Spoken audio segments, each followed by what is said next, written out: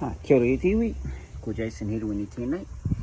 Hey, look, today I just wanted to share something with you, my process around this. I'm working on a carving project at the moment, and at the moment this just looks like a standard piece of wood with nothing to it, and I'm cutting up through here through the center line because this particular project, by the time I'm finished, is going to turn into something meaningful, But between now and when I'm finished, this is just part of its process, Because that center line, everything evolves or revolves around that center line, And so I have to cut this by hand, or finish it cutting it off with a handsaw, because my power tools aren't long enough to cut right through it, So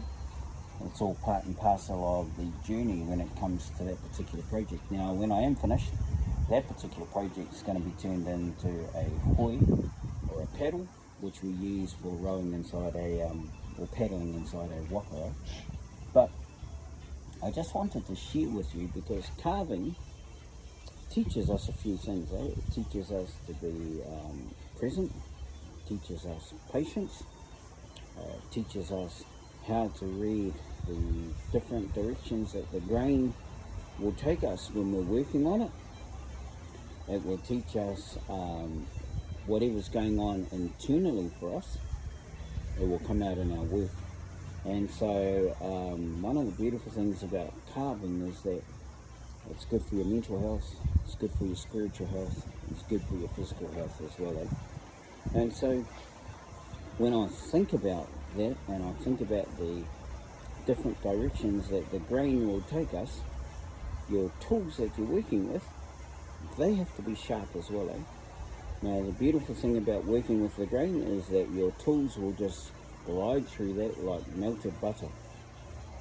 But if you come across grain going in a different direction to where you're carving, if your tools, and if you're not aware of that, then your piece will let you know, You'll get chip out, which then starts to have an impact up here. So you've got to learn to read your wood, so that as you're learning to read that, you can navigate that properly, And I believe that there are some similarities between life and carving.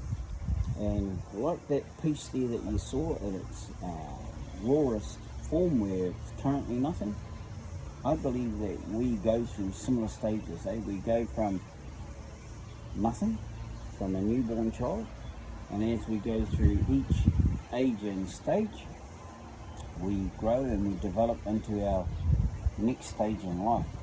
And as we understand the next stage, then we keep evolving and evolving until we are able to understand ourselves a lot better, and we've done healing along the way, Because like I said earlier, if you're carving a piece and you go against the grain, then you're going to chip out. Well, that's trauma for the wood, trauma in our life. Let's draw that as an analogy.